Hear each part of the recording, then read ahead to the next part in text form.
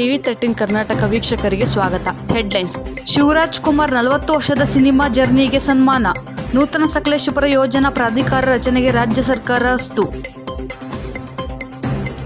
ದೊಡ್ಮನೆಯ doctor Rajkumar ಅವರ ಮುದ್ದಿನ ಮಗ ಕರುನಾಳ ಚಕ್ರವರ್ತಿ ಶಿವರಾಜ್ ಕುಮಾರ್ ಅವರ 40 ವರ್ಷ ಸಿನಿಮಾ ಜರ್ನಿಗೆ ಸನ್ಮಾನಿಸಿ ಶುಭಾಶಯ ಕೋರಿದ ಕರ್ನಾಟಕ ಚಲನಚಿತ್ರ ವಾಣಿಜ್ಯ ಮಂಡಳಿ ಅಧ್ಯಕ್ಷರಾದ ನರಸಿಂಹಲು, ಮಾಜಿ ಅಧ್ಯಕ್ಷರಾದ ಎ ಚಿನ್ನೇಗೌಡ, ಈ ಸಂದರ್ಭದಲ್ಲಿ ಉಪಾಧ್ಯಕ್ಷರಾದ ಶಿಲ್ಪಾ ಶ್ರೀನಿವಾಸ್, ಗೌರವ ಕಾರ್ಯದರ್ಶಿ ಡಿ.ಕೆ. ರಾಮಕೃಷ್ಣ ಉಪಸ್ಥಿತರಿದ್ದರು.